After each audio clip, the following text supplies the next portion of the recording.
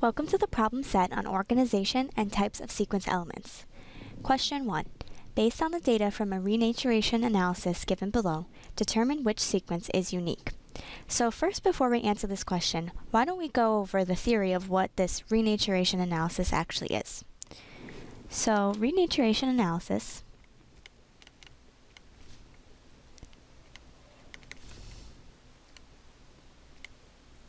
is a technique where DNA is first cut into fragments using restriction enzymes.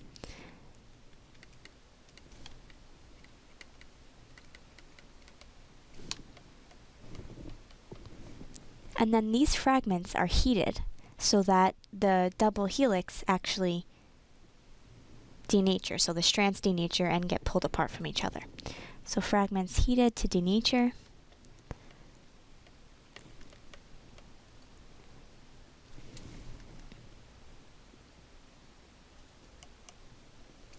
And then the real analysis part is where this whole mixture of the strands that are denatured from each other and they're cut up into fragments is cooled. So this analysis part is where this mixture is cooled at a controlled rate. And then the fragments come back together slowly. So as the mixture is cooled, the strands come back together based on finding their complementary sequences. So when you do the analysis, this is called renaturation or re-annealing.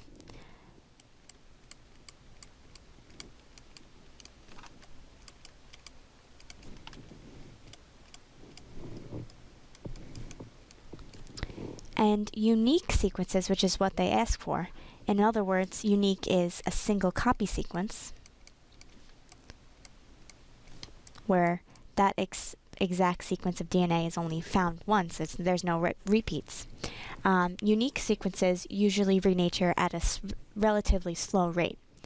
And that's because there's only one correct quote-unquote partner sequence or complementary sequence that it's searching for, and it'll take longer to find in this denatured and hot mixture.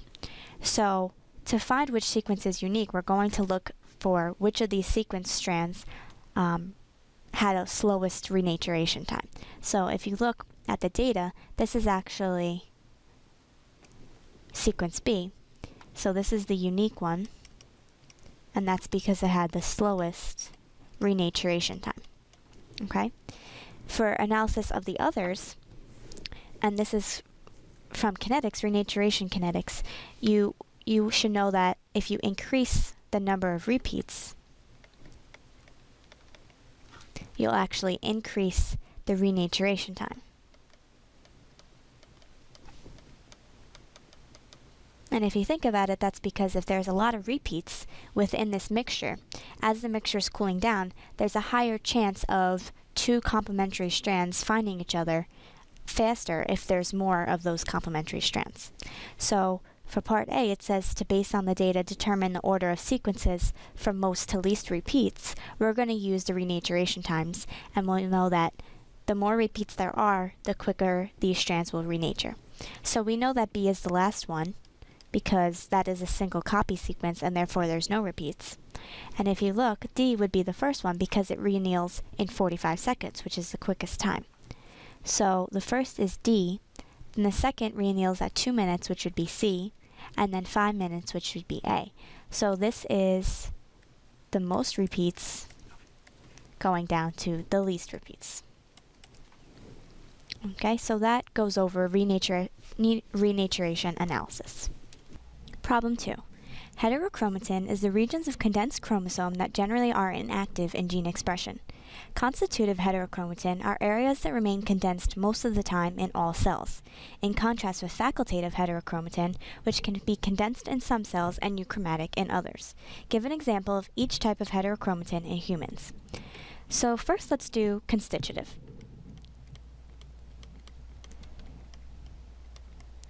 So as they tell you in the problem, constitutive heterochromatin remains condensed most of the time in all cells.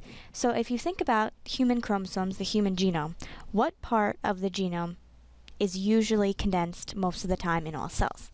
Well, one example would be the DNA present in the centromeres.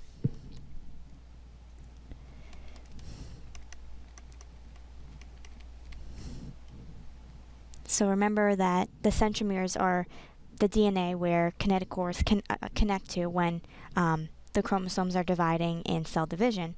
And this DNA is generally condensed, and the DNA is not expressed in protein synthesis or mRNA development.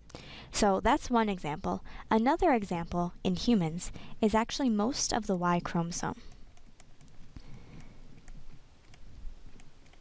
So most of the Y chromosome stays condensed and isn't expressed except the SARI gene that is expressed. So I'll say except the SARI gene, the SRY gene. Okay. Now for facultative chromatin, heterochromatin, this can be condensed in some cells and euchromatic or not condensed in others. So an example of this in humans would be the formation of Barr bodies.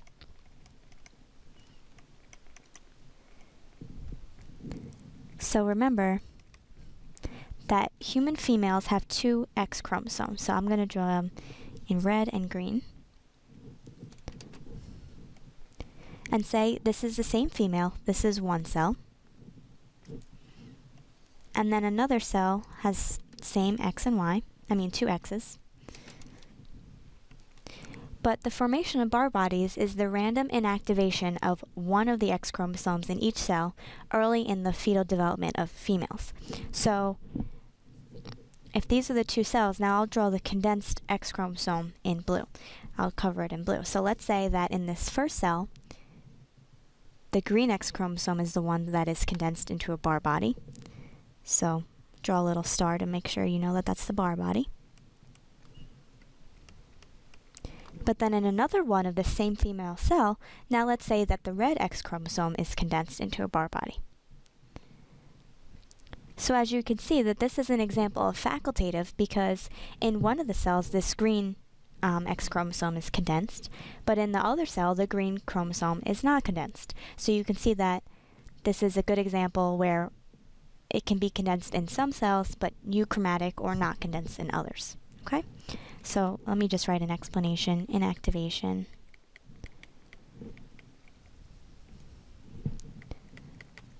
of one X chromosome.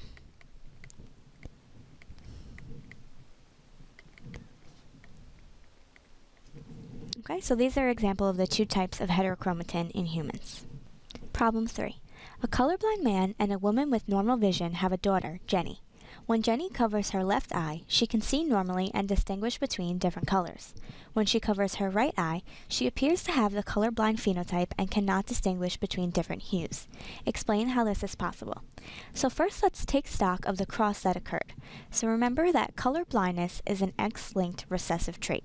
So you had a colorblind man was her father, so we can write his genotype as X, C for colorblind, Y, and then her mother had normal vision. So she could either be X, X, or XCX. Remember, because color blindness is recessive.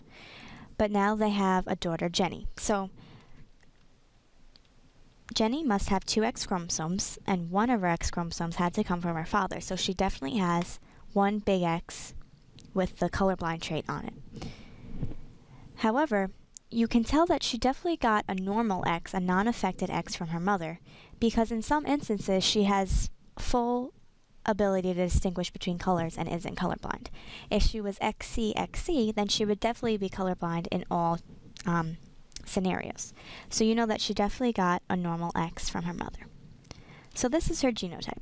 Now they say when Jenny covers her left eye, so looking out of her right eye, she can see normally and she can distinguish between different colors, doesn't have any of the colorblind traits. So we can say that in her right eye, expressing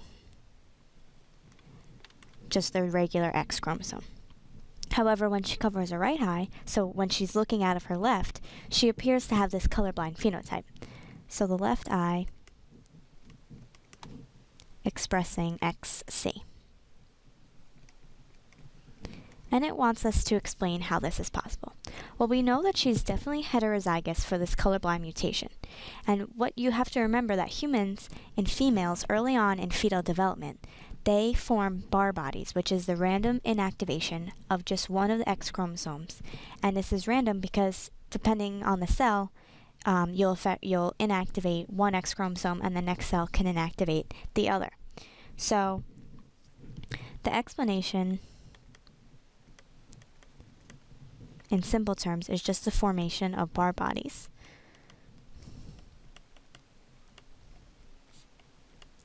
And here, that must mean that in her left eye, all of the cells in her left eye happened to inactivate the normal X chromosome. So all cells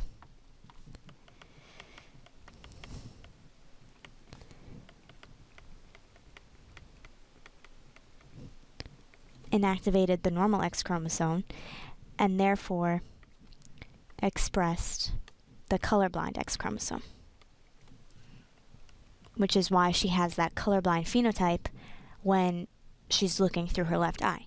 So this is the explanation for this scenario, this question, and honestly it's a little exaggerated. Normally what happens in humans is that when a female is heterozygous for this colorblind gene, usually you have enough cells in your eyes that have the mutant allele, mutant chromosome inactivated, and therefore there's sufficient color vision and therefore no phenotypic effect of this mutation, the carrying this mutation. So just know that this explains this problem, but that this problem is very exaggerated. So normally, because this is a random inactivation of either of the X chromosomes, normally enough of the normal X chromosome are activated so that you wouldn't get this phenotype.